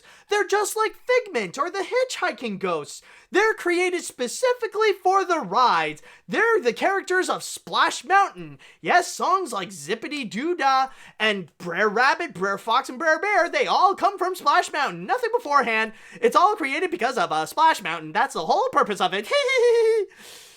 Yeah, that's the thing, guys. Honestly, that's the one thing I will believe. Yeah, Song of the South ain't gonna be on Disney Plus. You don't need to tell me that. I already know. But the element about the Jim Crow scene in Dumbo not being taken out, that I call bullcrap. That is an absolute lie, and it makes absolutely no sense in the context of Dumbo. Now, there could be that very small chance that I could be wrong and that what this is saying is 100% true. There could be that very tiny chance. But honestly, I really doubt it. And for now, I'm going to claim this as absolutely false. It's either this is just terrible journalism or the source close to the situation, yeah, they ain't trustworthy. It's like the journalist here decided to blindly believe this person. So honestly, no. Whatever it is, yeah, Song of the South ain't on Disney Plus, but I ain't buying about the crow scene. So, like I said at the beginning, guys, the moral of this story, don't believe in everything you read on the internet. Because the thing is, if you believe in everything, then I might as well assume that you believe in lizard people and the Illuminati. Because really, the thing is, you can't just believe in all the stuff that you heard about, okay? The thing is, even in here, most of the stuff that I talk about in AniMat's Crazy Cartoon Cast, I ain't gonna hide that a lot of it, whatever I would discuss, they're my own opinion pieces, and they don't necessarily count as, news sources or stuff like that, but in this case right over here, yeah, this is living proof that you can't really just trust it. I even had a time, actually, I still get it to this day. From time to time, that there are people telling me that, oh, when the Lion King remake, Be Prepared is going to be coming back. They once considered getting rid of it, but now they're going to add back because of backlash. I know so because I read it on IMDb. I've had several people comment me on that, and it's like, yeah, that's nice. IMDb, you say? Do you have a better source than that? Come on, pal. You can't, like I said before, you can't believe in literally everything on the internet. You never know if it's just some random troll who decided to go and write that, you know? And that's the thing. I just feel like it's ridiculous. Honestly, I just feel like it's freaking stupid. I mean, like, how do you know that that Be Prepared is coming back in the Lion King remake, considering that the movie is not, technically, it's not even finished yet? I'm just asking, pal. So, with all that said and done, let's go into the chat wall, and I would like to know what you think. Who do you believe? I would like to know, do you believe in this article that they're going to get rid of the crow scene in Dumbo and Song of the South on Disney Plus? Or do you believe it's fake? I would like to know your side of the situation. I want to know what you think. Okay, let's see. Let's see now. Everyone talks about the crow scene being racist, but no one ever mentions the song of the Roustabouts from the same movie, which was a song sung by what looks like black workers, which has lyrics like, we never learn to read or write, or we slave until we're almost dead, or grab that rope, you hairy ape. That is actually true. Man, yeah, honestly, the thing is that, no, like, honestly, out of all the songs from Dumbo, Song of the Roustabouts is possibly the least well-known song. Like, everyone knows about Pink Elephants, everyone knows about Baby Mine, everyone knows about When I See an Elephant Fly, but Song of the Roustabouts, yeah, that's definitely true. Although, I will say, and this could be an edit, like, it is possible that maybe this is an edit, from what I got in my Blu-ray, but, like, those workers in the Roustabouts, like, they could be, like, a lot of them are mostly white from what I've seen, or they are white in general. So, and plus the fact, like, you know, lines like, grab that rope, you hairy ape. Considering that the animals are also working there as well, some could interpret that as, well, you know, they're literally asking the hairy ape. Like, literally the gorilla is coming in to help him work. So it could be interpreted in many ways. That, honestly, I feel like Song of the Roustabout can be highly debatable. Let's see now. Allegedly removing the crows from Dumbo is like removing the gargoyles from The Hunchback of Notre Dame. Yeah, Hugo, Victor, and Laverne don't fit in the tone of the film, but just like the crows, they play a pretty big role in Hunchback, who persuades Quasi to go and to the Feast of Fools. The gargoyles, the gargoyles who persuaded Quasi to find the Court of Miracles. The gargoyles, but anyways, even though the crows are controversial nowadays, they're essential. I don't believe this article at all. Okay. Let's see. They would try to change the crow scene by dubbing the voice to be less racist. You know, it would not, you know, honestly, it's not impossible. But honestly, you can't, but honestly, I would debate, even at that, you can't. Because then again, you got the song When I See an Elephant Fly. Like, there's no way of depicting that song other than having a bit of that southern jive. Like, you can't have like a honky version of that song, you know? Well, I be done seeing about everything when I see an elephant fly. No, like, you gotta have that tone, and you gotta have that consistency. You know, I can't really imagine, like, them dubbing over that when they're, you know, it can cause some problems. So I don't think they can do that. Like, it is very possible they could, but nah, honestly, for the sake of consistency, they can't really do that. Okay. Any else? Let's see. I agree with everything you said here, AniMat, because it's actually true that the crows were the plot point as to how Dumbo learns how to fly. Which, that reminds me, I forgot, weren't the kids in the live-action remake are the reason why Dumbo can fly? Well, yes, because mainly the thing is that the kids are supposed to be the replacement of Timothy specifically, but also the crows as well, considering that in the live-action remake, they completely got rid of the scene. The most involvement that you would see from the crows is just the, it's Michael Buffer doing that introduction in the Dreamland Circus going, "Ladies and gentlemen, you have seen a dragonfly, you have seen a horsefly, you have seen a housefly, but I bet you haven't seen an elephant fly. Ladies and gentlemen, let's get ready for Dumbo! Ready for Dumbo!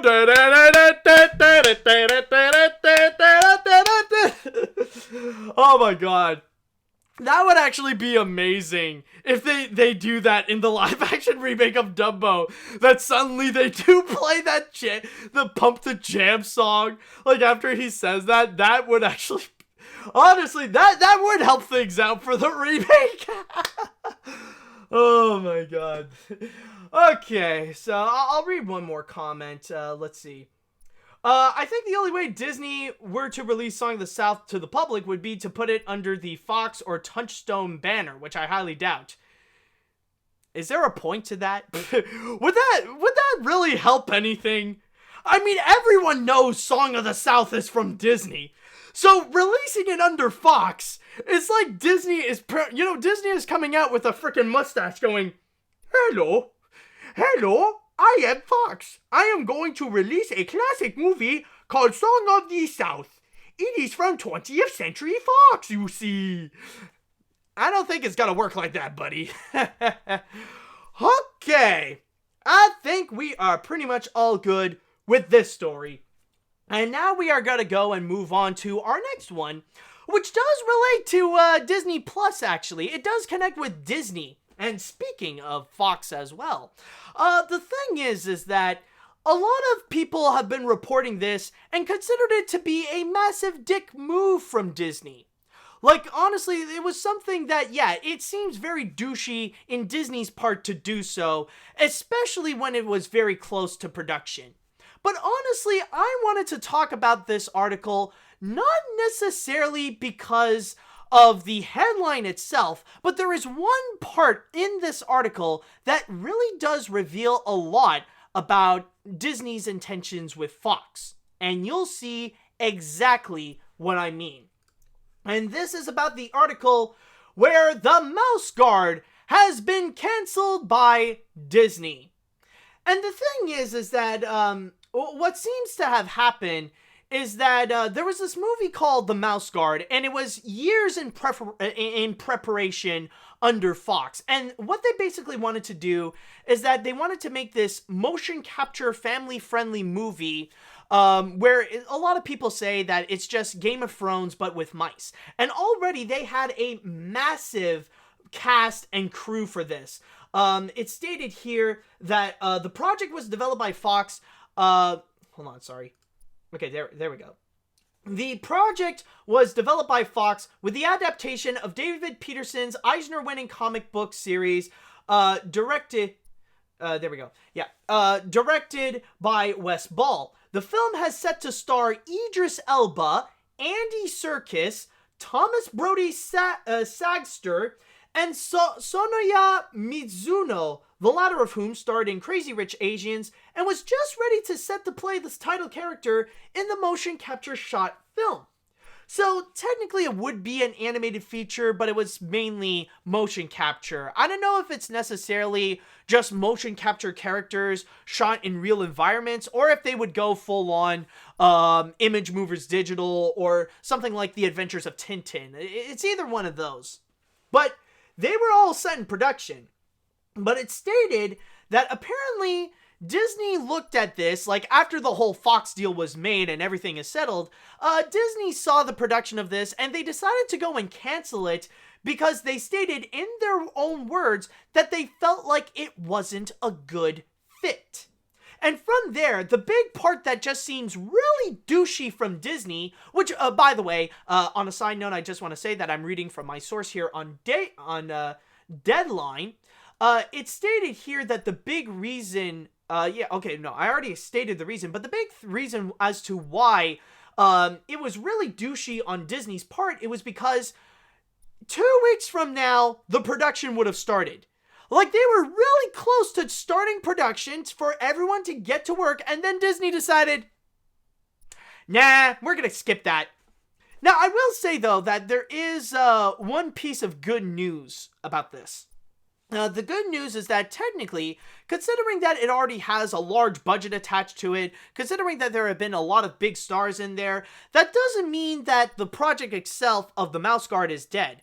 Right now, for the project, they're going to be shopping in other places. Maybe this is going to appear on Netflix. Maybe this will be released by either Paramount or Sony. Who knows? We'll have to wait and see on that.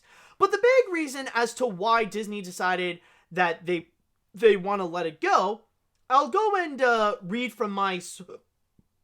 Oh, excuse me. Okay, there we go. I think my stomach is intact now. I think it's ready for this. So, according to this, it stated that, and I'm going to read the part, this is happening in real time, and I heard Disney brass looked at this carefully and feeling it wasn't a good fit. It's Game of Thrones with mice.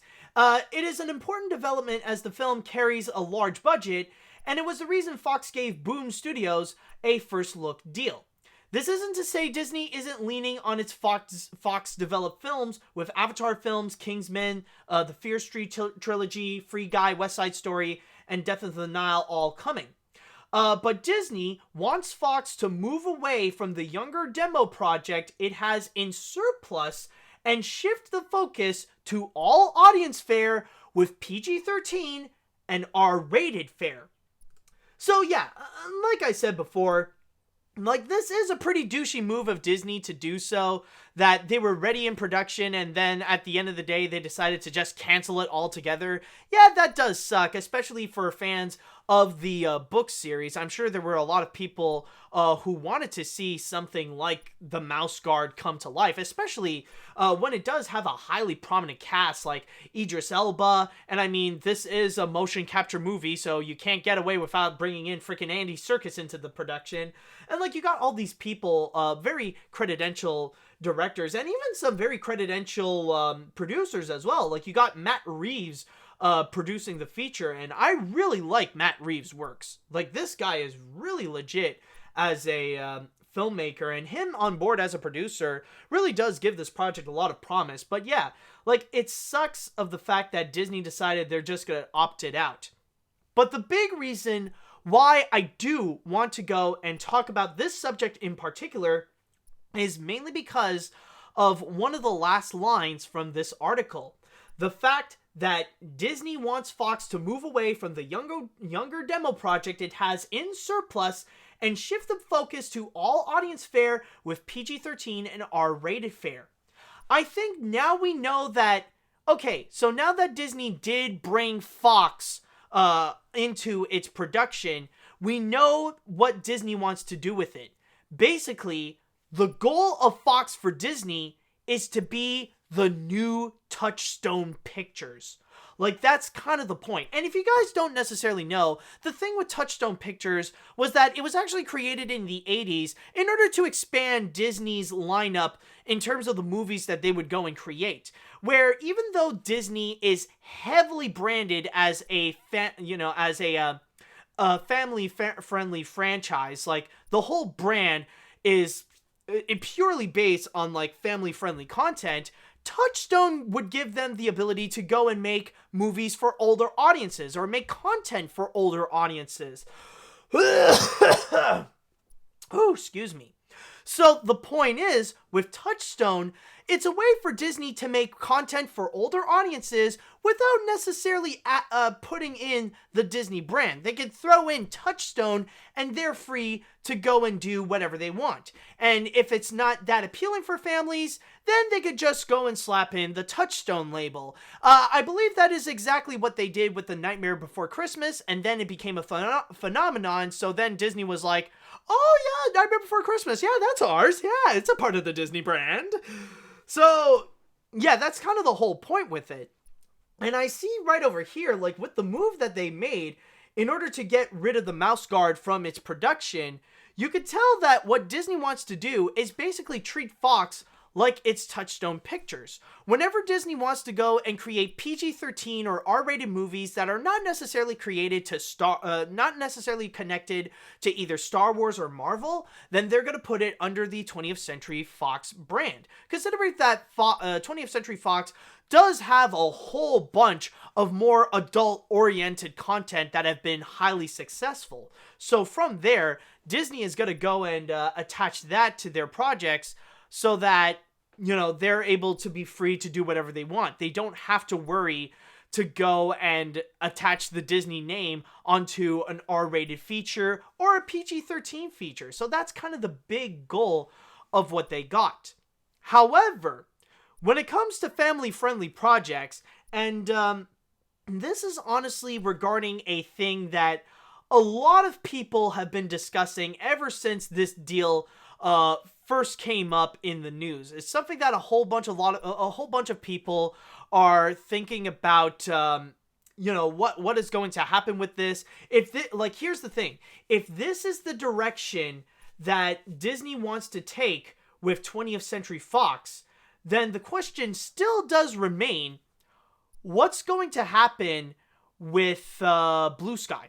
Because that's the biggest thing that people have been concerned about. If the focus for 20th Century Fox is to go and be completely shifted so that now it's just doing PG-13 and R-rated stuff, what's happening with Blue Sky? Because Blue Sky Studios seems to be the most prominent studio under 20th Century Fox to go and deliver these family-friendly content.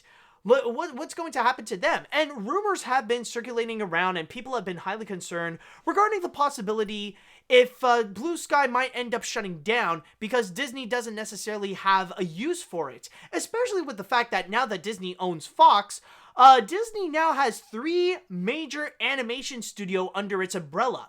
You got Disney Animation, you got Pixar, and now you got Blue Sky. So what's going to be happening with them? Are Disney going to be opting them out just like what they did with Mouse Guard? Well, in my opinion, from what I've seen, what other people have been saying, what's been said within the studio, and how Disney has been presenting the Fox brand nowadays, I would say that for now, that yes, 20th Century Fox is going to be, for the purpose of 20th Century Fox for Disney is to create PG-13 and R-rated content, and that's it.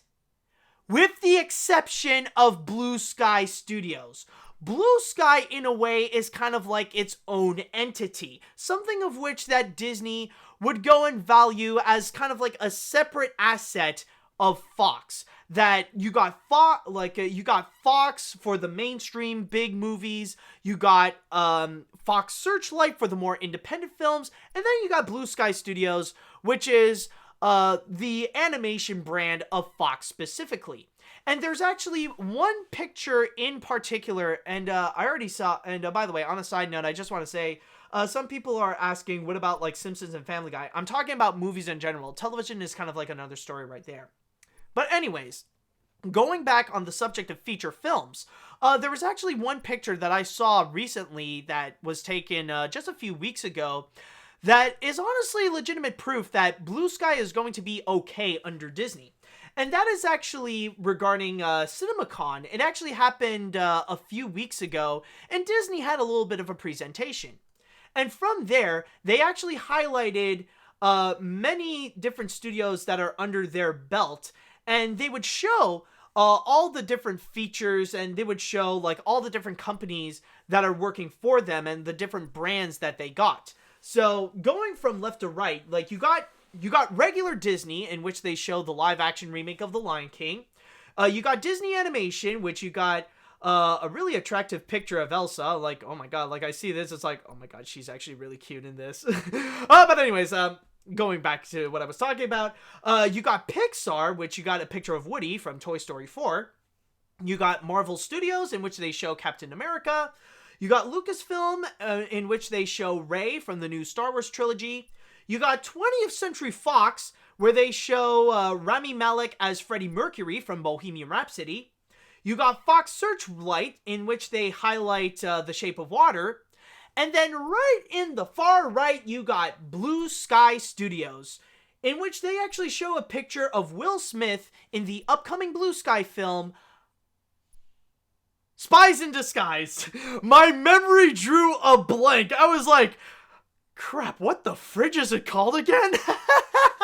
It's been a while since we've heard from it. I'm sure eventually soon we're going to see like an actual trailer of it. But yeah, like honestly, I was almost mistaking it for the title of the animated short that the movie is based on, Pigeon Impossible. But no, yes. Okay, yeah, but they have a picture of Spies in Disguise right over here. So you could tell that Disney does care about Blue Sky. They're not gonna get rid of them, or at least not gonna get rid of them just yet. So for Disney, they know that Blue Sky is an important aspect as much as the other elements that they have under Disney. As important as Marvel, as Lucasfilm, as Pixar, as Disney Animation, as The Lion King, and all that kind of stuff. So Blue Sky, I feel like they're gonna be okay in this. But still, I do find it pretty interesting that they decided for 20th Century Fox to be the new Touchstone. And it does make sense, actually, considering that it's very rare that you would see the Touchstone label nowadays. You know, it's honestly been an extremely long time since we've heard a movie was released under the Touchstone banner, or that even the Touchstone banner itself has been highly prominent. It's honestly very rare nowadays. So that's honestly the big thing that I feel like it's very fascinating to talk about.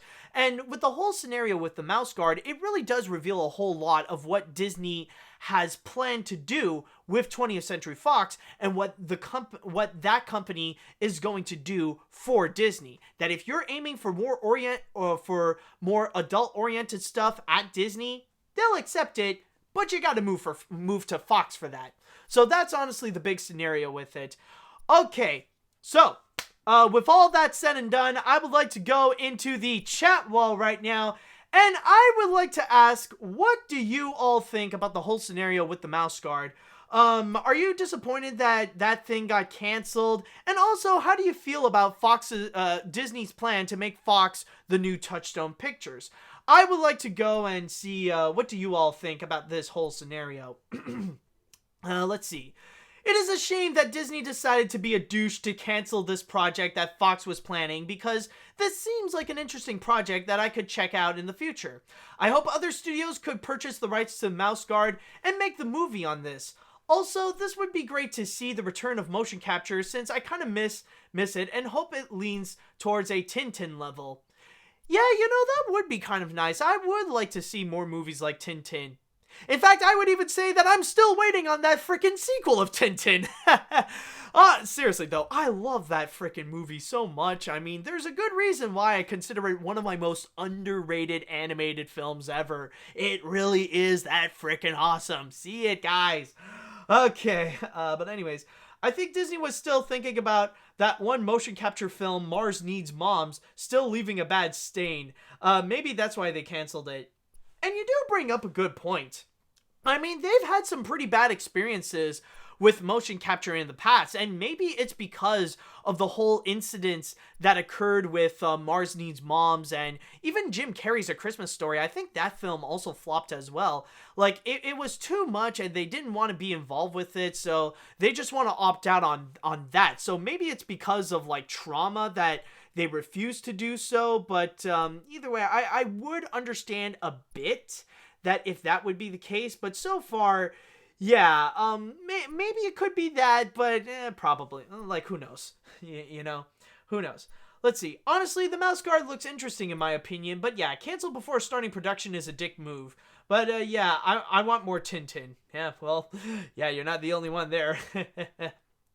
Okay. Let's see. Do we have any other comments worth noting? No. Okay, yeah. I think we're gonna be all good with this one. So, all right. So now that we have settled the score on the whole situation with Disney, it is now time that we are gonna go into the grand finale. And people have been waiting for this one a bit, since I have teased it on social media that I would go and discuss about this subject matter. Now, this one will actually be related to a new movie that came out, which is Missing Link. Now, I saw Missing Link, and not too long ago, I actually posted my review. And I thought it was actually a pretty good film, actually. Not Laika's best. I definitely do prefer Coraline or Kubo and the Two Strings, but definitely something that's better than what I saw with the Box Trolls. This was definitely a pretty solid animated feature. The animation itself, fantastic, and definitely a movie that had a lot of heart. But I will say, though, that, and this is honestly something that I did share on social media also, that when I went to go see it, when I went to check out Missing Link for the sake of the review, honestly, I was surprised to find that I was literally the only one in the theater, in that whole room, to see this movie. I had the whole place for myself, which in a way is cool, but it definitely was a bad sign for the movie itself. So from there, it did show that there wasn't a lot of interest for Missing Link. And, yeah, according to the box office, it really did show. Now, while many people, when discussing about last weekend's box office, they would bring up the fact that, oh, Little seemed to be doing better than expected, or Hellboy was an immediate flop. But the biggest disaster that probably did happen was what happened to Missing Link. Now, box office analysts predicted that maybe it wouldn't necessarily do well, but it would have an opening that would range around $10 to $12 million. 15 is probably the most optimistic. No, that is not what happened. That is definitely wishful thinking. In fact, what happened was that Missing Link only did half of that. According to Box Office Mojo, Missing Link opened in 9th place at the box office with just under $6 million. And not only is this right under the new movies like Little, Hellboy, and After, but also on top, also right under a lot of the older movies. Like Shazam at that time was still #1 on its second weekend, and then you also got movies that did better like Pet Sematary, the remake of Dumbo, Captain Marvel, and Us. So Missing Link really did poorly, and the sad thing about it is that, yeah, not only was this one of the weakest openings so far for this this weekend at the box office, but it was hands down also the weakest opening ever for Laika. It's only their 5th animated feature, but their other movies did a whole lot well as well. So the thing is, the question still remains about this movie in particular. What happened? How is it that Missing Link turned out to be a box office disaster? Especially the fact that compared to all the other movies that were released at the time, many would say that Laika was the best. Like, you look on Rotten Tomatoes, and it does have a very high score, like close to 90% even. But not even that was enough to go and get enough attention for audiences to come in and check out Missing Link. It just wasn't enough, and it can only gather a $6 million opening, and that's it. Now, in this case, this might not be the most pleasant thing to go and talk about, but I do actually have 3 theories as to why specifically Missing Link bombed at the box office. And these results might even surprise you in a way. Now, reason number 1 is mainly because of one movie. One movie that has yet to be released, actually. Because the thing is, throughout the month of April, a lot of people say that this is the calm before the storm.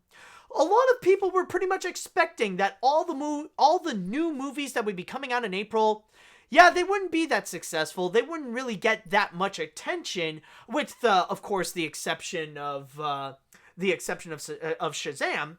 But the thing is that the reason why people didn't really go to the movies as much is mainly because they're saving it for one of the biggest events of the year. And you guys know what it is. Like, already the chat wall is flooding it. It's pretty much because of Avengers Endgame. Everyone is waiting for it. Everyone is anticipating for it. I mean, the thing is, Avengers Endgame, it's the grand finale to the 10-year story of the Marvel Cinematic Universe. Maybe not necessarily the end of the Marvel Cinematic Universe, but at least the narrative that it has built up throughout the decade. That's the thing that they want to try to go and explain. That's the thing that they want to deliver. Everybody wants to see the end of this climactic story featuring so many beloved characters and a massively all-star cast. That's the big thing that people want to go and save up, and that's the big thing that people want to go and actually see. They're not necessarily all that interested in stuff like Missing Link or like Hellboy and stuff like that.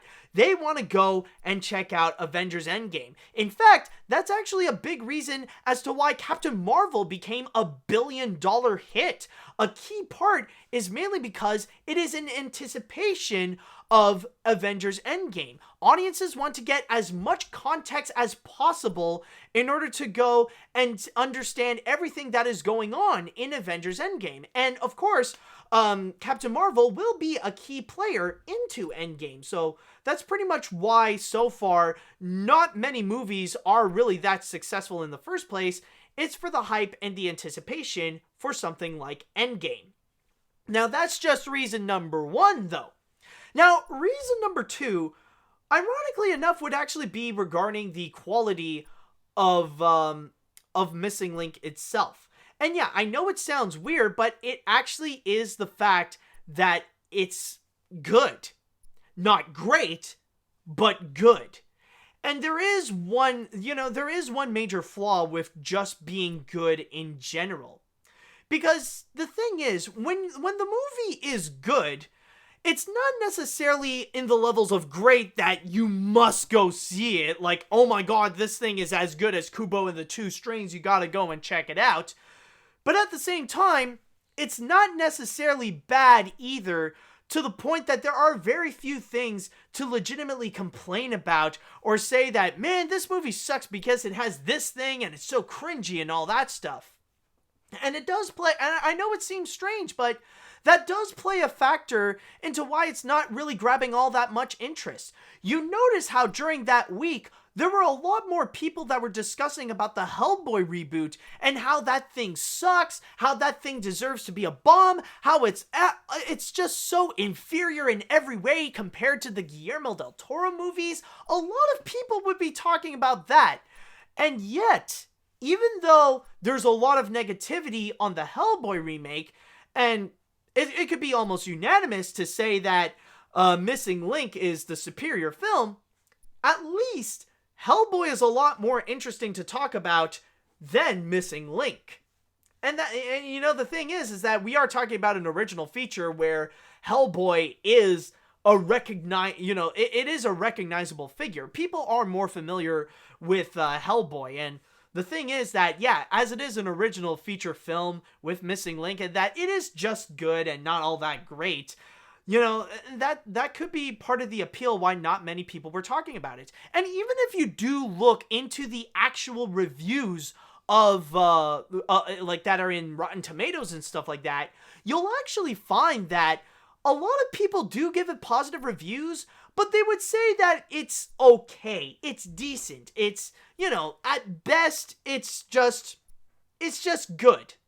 Like, on average, they would get reviews that would be like 7 out of 10. At most 8, at the least 6, but on average, they would just go and give it a 7 out of 10 movie.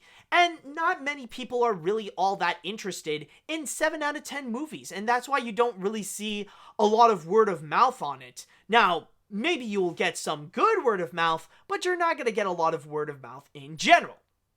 But then there's the third reason. And the third reason, oh boy, this is going to be something that I might upset a lot of people about.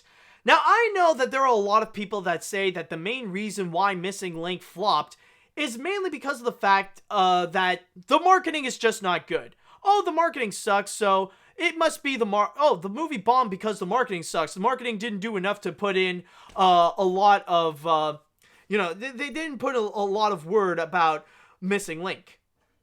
Honestly, I disagree. I think the marketing actually did do a pretty good job, actually. Like, I've seen Missing Link be prominent in a lot of places. So I don't really think it's the marketing's fault. Honestly, it's the fact that it's stop motion why it bombed. And again, I know a lot of people are going to be upset with me by saying that, but yes, I really do believe that mainstream audiences, they are no longer interested in watching any more stop motion films. Now, I know that in the past, there have been a few successful stop motion films, especially with stuff like The Nightmare Before Christmas or Coraline or Chicken Run, but since then, there has been a massive decline in terms of the popularity of stop motion films, yeah, they could get great reviews, but in terms of the box office, they have been flopping and flopping and flopping, where they have been less popular, and they would be extremely lucky if the worldwide box office numbers would even hit not 9 digits. Because at the most, they would only hit 8, and that's it. And probably the the best example that I can think of, and the legitimate proof of how people nowadays, they don't care about stop motion, you look at last year. Last year, we actually got a couple of mainstream stop motion animated features. First up, we got Isle of Dogs, in which I would say, in my opinion, is the best animated film of last year. I know there was a lot of people freaking out and fanboying out about Spider-Man Into the Spider-Verse, but for me, I would say that I would go with Isle of Dogs. But not many people would agree with me, mainly because not many people have even seen it or even know what I would be talking about in the first place. Because you look at the numbers, no, not this one. You look at the numbers of Isle of Dogs, and in total, Isle of Dogs made a worldwide gross of a little over $64 million, and that's it. Half of which, $32 million, was the domestic gross. And half of that is also worldwide. So there is very little interest, and I don't know if I don't know if Fantastic Mr. Fox did a little bit more. Actually, I could double check on that. Just want to make a quick look to see. Yeah. Okay, so oh wow. Okay, so it did make a little bit more, surprisingly enough, since Fantastic Mr. Fox only made about a little over 46 million. So yeah, while it did make a little bit over Fantastic Mr. Fox, still a movie that only grossed $64 million worldwide, and half of it is domestically, that's not necessarily strong, especially when stop motion, it can be pretty expensive. But I will tell you this, at least Isle of Dogs did fare a little bit better than Early Man. You guys remember Early Man, the latest Aardman feature directed by Nick Park himself? Now that film had a lot of hype, but then when it got released, holy crap, I would even go as far and say that it got ignored, like flat out ignored. It made a worldwide box office gross of over $54 million. And keep in mind, the budget of this movie is actually not 8 million, but it has a budget of $50 million. They didn't even break even here. It's like, yeah, it flopped. I think it's safe to say that it did indeed flop. Now, some people are making the case that, well, I mean, it was up against Black Panther, but then again, even if you are an animated film, you could still do better even if there was, a really successful superhero movie, you know? It's not just because of Black Panther, it's also the fact that it is stop motion. And on top of that, going back into Early Man, it made $54 million worldwide. You know how much it made domestically? $8.2 million. $8.2 million domestically. In total. I think at this point, even freaking Missing Link. Yeah. Okay, Missing Link right now, it made as I'm recording this, Missing Link has so far made over $10 million. In 1 week, Missing Link managed to make more than what Early Man has done in total. I think, honestly, it's hard to really look around to say, well, who would be at fault here? Oh, is it really Black Panther? Nah, man, Black Panther could play a role, but stop motion played a bigger part in this as well. And it really is unfortunate that, going back into the case of Missing Link, it really does suck that it really didn't do well. And especially the fact that this is something that a lot of people have actually pointed out, that technically there was another original animated feature that came out this year and it bombed. And plus the fact that unlike Missing Link, that film actually got a lot of really bad word of mouth, and that would actually be Wonder Park. Now, Wonder Park it's undeniably a flop, especially the fact that it has $100 million budget, and from there, like, it has even yet to get a worldwide total of $100 million. But still, it managed to make an opening weekend of almost $16 million, which is almost 3 times as much as Missing Link. And that is because, despite the fact that it has a lot of bad word of mouth, despite the fact that it had a lot of controversy behind it, especially with the original director being fired due to sexual misconduct, and then the film later on having no directorial credits whatsoever, Wonder Park still ended up faring much better than Missing Link because it's a computer animated film, and people are far more interested in computer animated features much more than they would with Missing Link.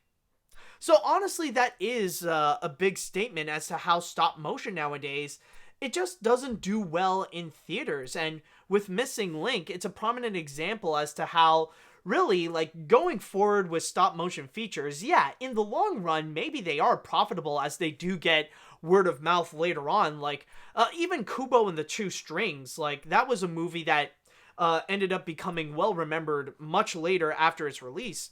The thing is that I do feel like in this case it really is hopeless when it comes to stop motion films, and with movies like Missing Link. Like, stop motion films no longer work in theaters. Like, I don't even think, like, if you can bring out an amazing movie, like I just said, with Kubo and the Two Strings, that is a feature that many people could even say that it's one of the best animated features of the decade. And yet, like, even though back then, even when that had a lot of major positive word of mouth, like, that film still ended up bombing at the box office. So I really do think that, yeah, sadly, it could be pretty hopeless for Missing Link in theaters.